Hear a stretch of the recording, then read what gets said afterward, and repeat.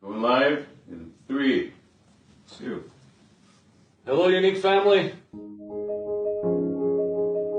My name is Derek Maxfield. I'm originally from a city called Meridian, Idaho. I don't think ever during my childhood did I ever feel like I was destined to do anything special, and certainly not to the degree that's happened with Younique. I actually spent most of my life feeling like a nobody from nowhere. Because I came from a small community, I had to take a really good look at my life and do a lot of soul searching to figure out what I can offer and what I do have to contribute. I met Shalane at church, of all places.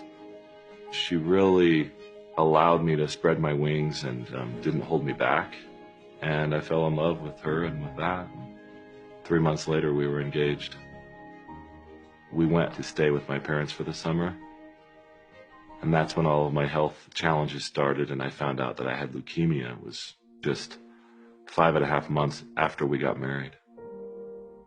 It kind of gives you a perspective of how fragile life really is and how instantly it can be changed. After only my first round of chemotherapy, there came a patient onto the floor, and I stopped by and I met Greg Johnston. He was a cowboy from Vernal, Utah. We formed a bond really quickly because I was his source of knowledge to know what he was about to go through. We both like citrus also, so. And Mentos. And Mentos. But he reacted to the treatments in a completely different way than I did. I started to accept that he wasn't going to make it. He would ask about my faith and what I wanted to do with my life after I was out of the hospital. The last time that I ever saw him, he came back to the hospital for my first checkup. And Greg was back in the ICU. I went into the ICU and I knelt down by his bed. And so I grabbed his hand and I said, "Greg, I want you to make it back up to the floor one more time." And he squeezed it back and he said, "Derek, it's okay." But he asked me to live for us both and to do something great with my life. I accepted it that day, but I had no idea how I would do that. He passed away soon after that.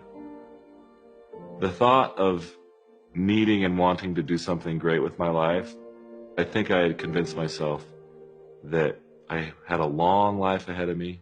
It just wasn't possible for me right then.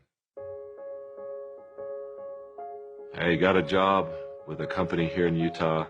They had a little basketball team, and we would go play every day for our lunch break.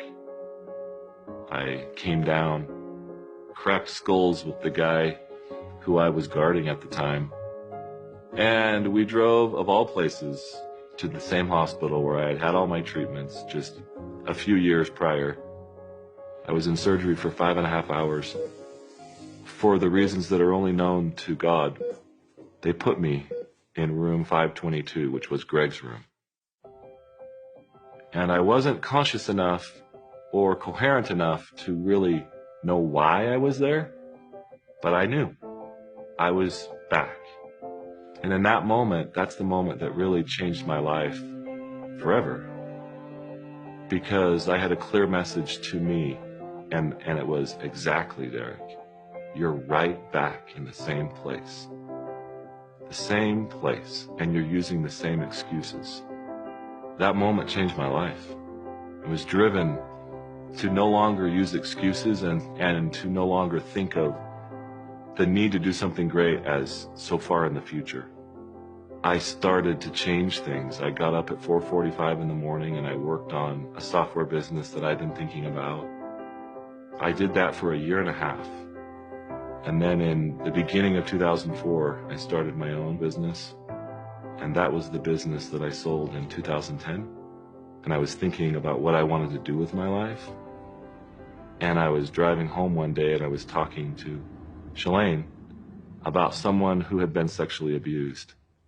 And it always troubled me and bothered me that a woman would take guilt on herself for what someone else had done. And I said, Shalane, that's not fair.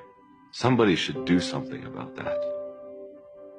And I knew that somebody was me, and that something was to start another company that could be successful enough to fund that cause.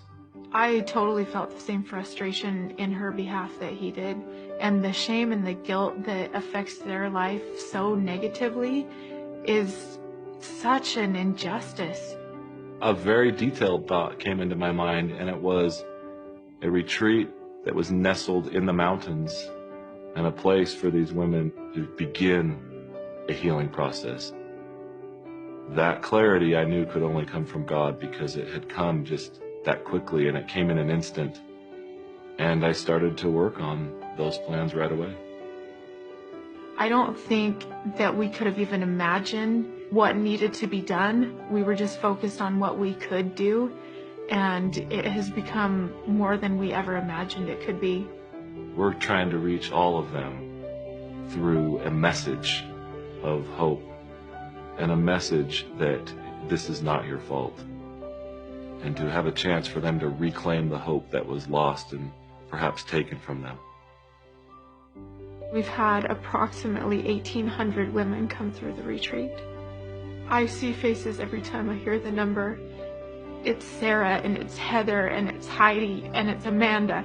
It's not just numbers for me, it's people. I think when you give someone hope, they can then become the steward of their own healing. But that's the point, is that we simply open the door, help them feel that there is hope. And that's the goal of the retreat. And I think that we are accomplishing that. I'm grateful for all the people that drive Younique and all the presenters out there, because it is through them that we really accomplish the means by which we can support this cause. I think we're getting there, and I think that the army that we do have now is such a tremendous base. They are such a force for good. I absolutely feel like the things that have happened over the past few years with the Younique Foundation have been the fulfillment of my promise to Greg. I could die now and see him and feel like I kept that promise.